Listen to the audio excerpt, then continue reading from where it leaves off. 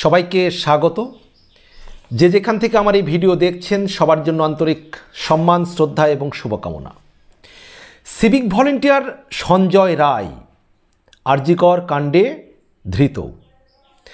এই civic volunteer Sanjay রায়কে যখনই আদালতে তোলা হচ্ছে, বর্তমানে সে যাতে মুখ না খোলে সেই চেষ্টা করছে প্রশাসন।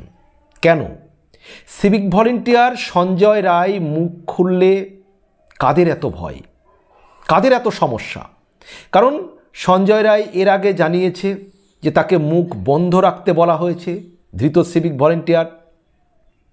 তারপর তাকে সে জানিয়েছে যে তাকে ডিপার্টমেন্ট থেকে চাপ দেওয়া হয়েছে। তারপর সেই সিভিক ভলেন্টিয়ার সঞ্জয় রায় আরজিকরের যে মহিলা চিকিৎসক খুন এবং ধর্ষণ হয়েছে সেই মামলায় মূল অভিযুক্ত সঞ্জয় রায় সিভিক ভলেন্টিয়ার, সে শেষে জানিয়েছে কি, একবার মুখ খুলে, যে তাকে ফাঁসিয়েছে। আর কে ফাঁসিয়েছে? একেবারে অবাক করা নাম তিনি কিন্তু বলেছেন সঞ্জয় রায়। কি নাম বলেছেন? যে কলকাতার প্রাক্তন পুলিশ কমিশনার বিনীত গোয়েল তাকে ফাঁসিয়েছে। তাহলে কি দাঁড়াচ্ছে? প্রথমত তাকে মুখ বন্ধ রাখতে বলেছে। কারা বলেছে? কেন বলেছে? কাদের এত ভয়?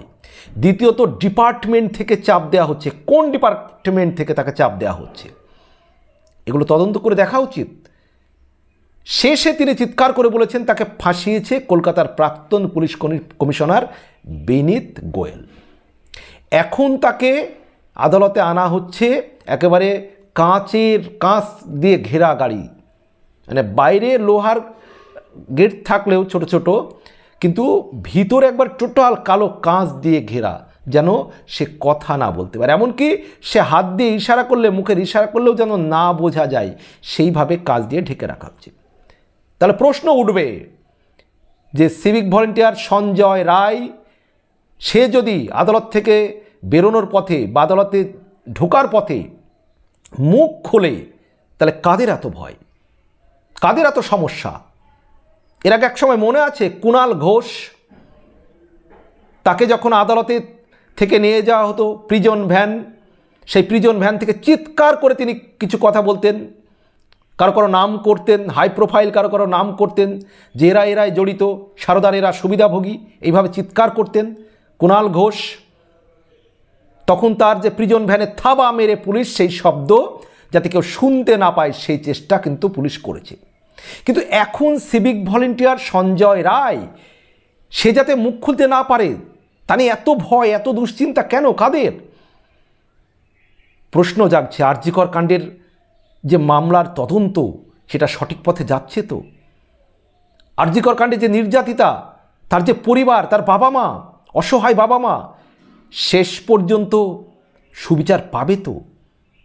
আপনারা কি মনে করেন? কমেন্ট করে জানাবেন তো। কেন এই মুখ বন্ধ রাখার চেষ্টা হচ্ছে? কেন, মানে সঞ্জয় রায় যাতে মুখ বন্ধ রাখে, কেন এই চেষ্টা হচ্ছে? কাদের এত ভয়, কাদের সমস্যা হতে পারে?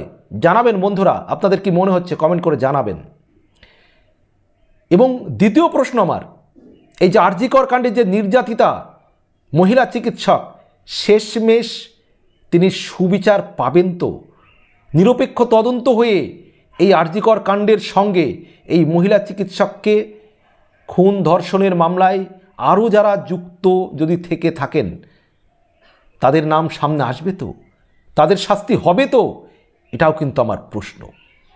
আপনারা আপনাদের গুরুত্বপূর্ণ মতামত জানাবেন, বিনীত অনুরোধ রইল। ভালো থাকবেন, সুস্থ থাকবেন, সবার জন্য শুভকামনা।